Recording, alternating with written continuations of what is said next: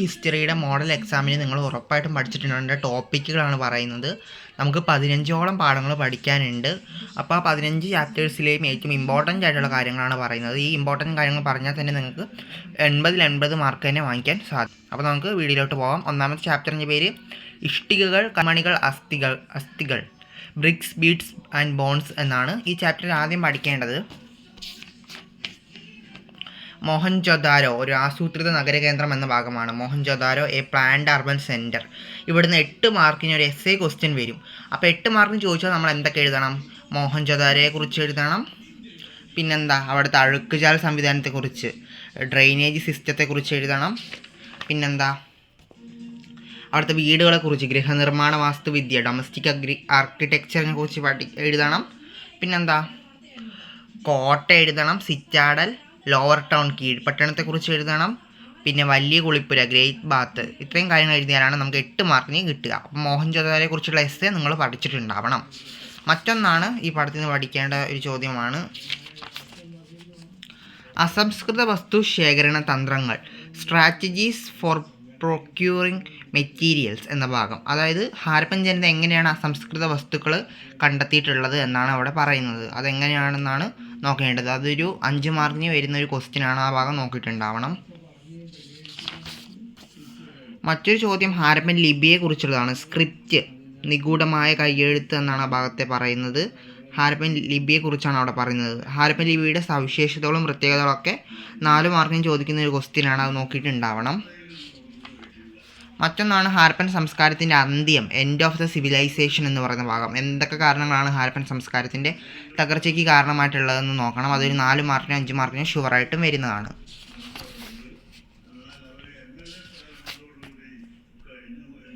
പിന്നെ മറ്റൊരു ഭാഗമാണ് കണ്ടെത്തിയ വസ്തുക്കളെ തരംതിരിക്കൽ, ക്ലാസിഫൈങ് ഓഫ് ഫൈൻഡ്സ്.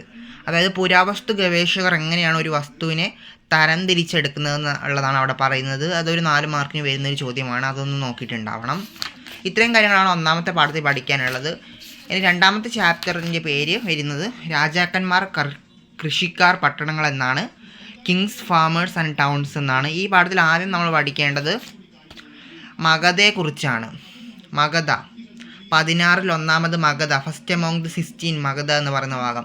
അവിടെ പറയുന്നത് മഗധ എന്തുകൊണ്ടാണ് മറ്റുള്ള എല്ലാ മഹാജനപദങ്ങളെക്കാട്ടിലും ഒന്നാമത് എത്തിയത് എന്നുള്ളതാണ്. മഗധയുടെ ഉയർച്ചയ്ക്കുണ്ടായ കാരണങ്ങൾ എക്സാമിന് 5 മാർക്കിന് ചോദിക്കും. അത് നോക്കിയിട്ടുണ്ടാവണം. അത് ഷുവർ ക്വസ്റ്റ്യൻ ആണ്. മറ്റൊന്നാണ് മൗര്യ സാമ്രാജ്യത്തിലെ ഭരണ സമ്പ്രദായം, അഡ്മിനിസ്ട്രേറ്റിംഗ് ദി എംപയർ എന്ന് പറയുന്ന ഭാഗം. അതായത് മൗര്യ സാമ്രാജ്യത്തിലെ എങ്ങനെയാണ് ഭരണങ്ങൾ നടന്നത്, ഭരണകാര്യങ്ങൾ എങ്ങനെയാണ് അവിടെ നടന്നത് എന്നുള്ളതാണ് അവിടെ പറയുന്നത്. ഇതൊരു 8 മാർക്കിന് എസ്സേ ചോദിക്കുന്ന ഒരു ഭാഗമാണത്. അത് നോക്കിയിട്ടുണ്ടാവണം.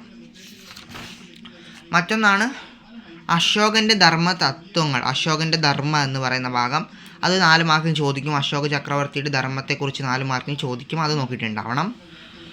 ആ പാഠത്തിൽ തന്നെ നിങ്ങൾ നോക്കേണ്ട അടുത്തൊരു ടോപ്പിക്കാണ് ഡിവൈൻ കിങ്സ്, ദിവ്യ രാജാക്കന്മാർ എന്ന് പറയുന്ന ഭാഗം. അത് 2 മാർക്കിനോ 3 മാർക്കിനൊക്കെയാണ് ആ ഭാഗത്തു നിന്ന് ഒരു ക്വസ്റ്റ്യൻ വരാറുള്ളത്. അത് നോക്കിയിട്ടുണ്ടാവണം.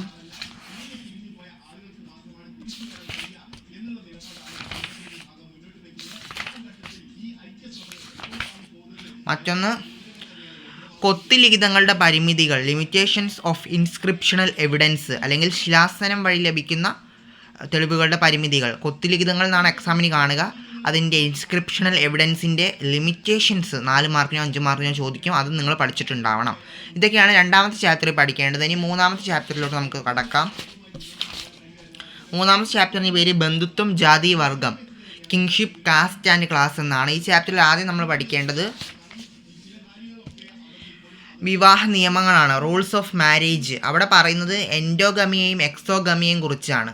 അതായത് സ്വഗണ വിവാഹവും അന്യഗണ വിവാഹവും. എക്സാമിന് 2 മാർക്കിന് ചോദിക്കും. എന്താണ് സ്വഗണ വിവാഹം, എന്താണ് അന്യഗണ വിവാഹം എന്ന് 2 മാർക്കിന് ചോദിക്കും. അത് നോക്കിയിട്ടുണ്ടാവണം.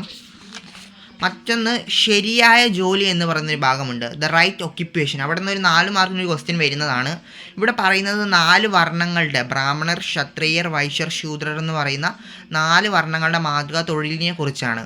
ആ ഭാഗം എന്ത് ചെയ്തിട്ടുണ്ടാവണം, നോക്കിയിട്ടുണ്ടാവണം. ശരിയായ ജോലി എന്ന് പറയുന്ന, അല്ലെങ്കിൽ ശരിയായ തൊഴിൽ എന്ന് പറയുന്ന ഭാഗം നോക്കിയിട്ടുണ്ടാവണം.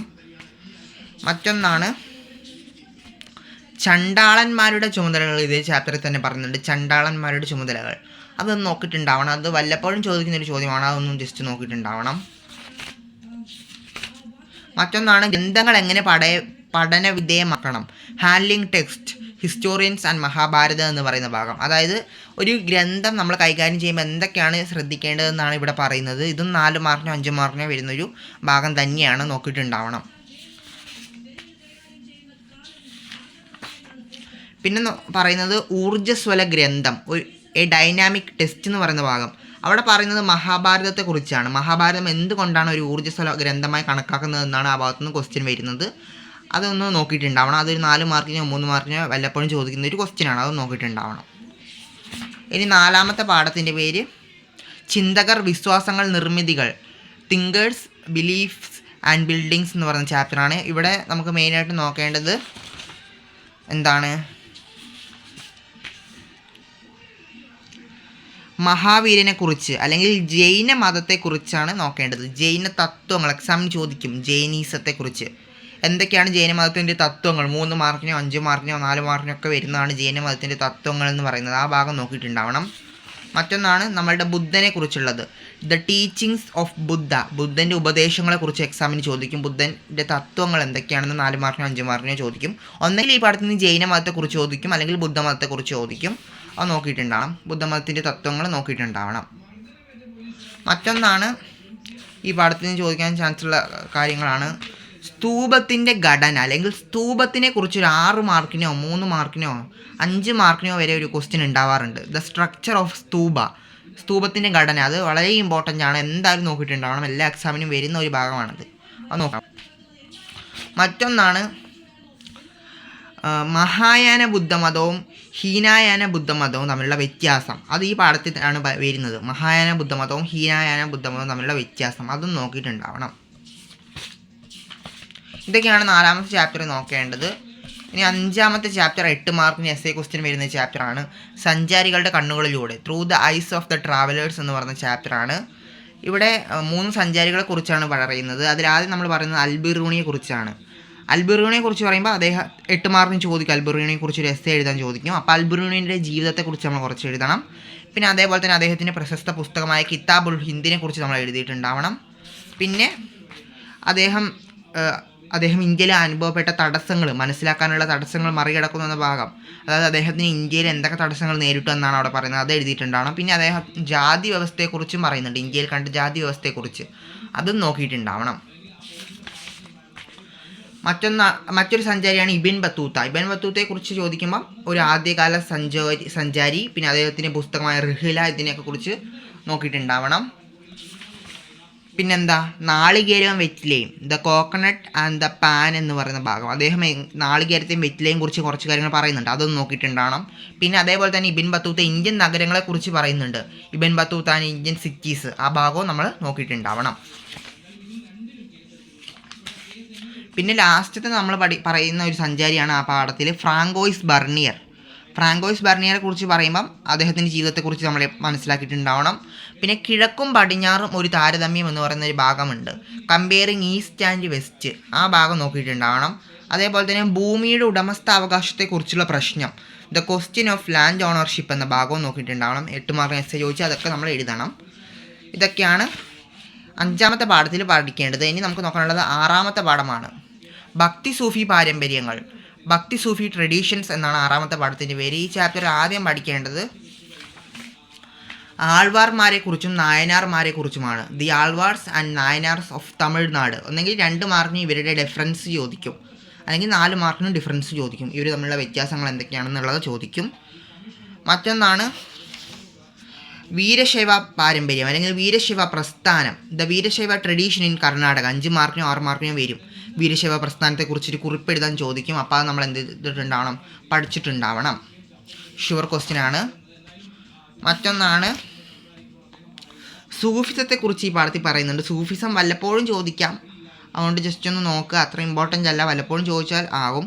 പിന്നെ മറ്റൊരു 2 മാർക്കിന് ക്വസ്റ്റ്യൻസ് ആണ് ഗാൻഗകളും സിൽസിലകളും തമ്മിലുള്ള വ്യത്യാസം, ഗാൻഗാസ് ആൻഡ് സിൽസിലാസ്. എക്സാമിന് ചോദിക്കും, ഡിഫൈൻ ഗാൻഗ ആൻഡ് സിൽസില എന്നുള്ളത് ചോദിക്കാറുള്ളതാണ്. അപ്പോൾ അതൊന്ന് ജസ്റ്റ് നോക്കിയിട്ടുണ്ടാവണം.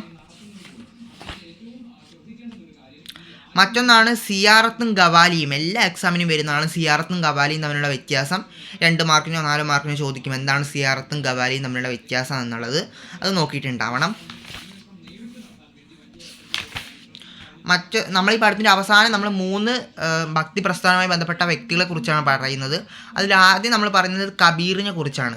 അപ്പോൾ കബീറിനെ കുറിച്ച് 3 മാർക്കിനോ 4 മാർക്കിനോ ഒരു കുറിപ്പ് എഴുതാൻ ചോദിക്കാം. ഈ 3 പേരില്ലേ, നമ്മൾ പറയുന്നുണ്ട് ഭക്തി പ്രസ്ഥാനവുമായി ബന്ധപ്പെട്ട 3 പേരെ കുറിച്ചാണ് ലാസ്റ്റ് ഭാഗത്ത് പറയുന്നത്. ആ 3 പേരിൽ ആരെങ്കിലും കുറിച്ച് ചോദിക്കാം. ഒന്നെങ്കിൽ കബീറിനെ കുറിച്ച് ചോദിക്കാം 3 മാർക്കിനോ 4 മാർക്കിനോ, അല്ലെങ്കിൽ നമ്മുടെ ബാബ ഗുരു നാനാക്കിനെ കുറിച്ച് ചോദിക്കാം, അല്ലെങ്കിൽ ആരെക്കുറിച്ച് ചോദിക്കാം, മീരാബായിയെ കുറിച്ച് ചോദിക്കാം. അപ്പോൾ ഇതൊക്കെയാണ് 6ാമത്തെ ചാപ്റ്ററിൽ പഠിക്കാനുള്ളത്. ഇനി നമുക്ക് 7ാമത്തെ ചാപ്റ്ററാണ് ഉള്ളത്. അത് അടുത്ത ഒരു പാർട്ടായിട്ട് ഞാൻ ഉടനെ തന്നെ അപ്ലോഡ് ചെയ്യുന്നതായിരിക്കും. അപ്പോൾ അടുത്തൊരു വീഡിയോയുമായിട്ട് കാണാം.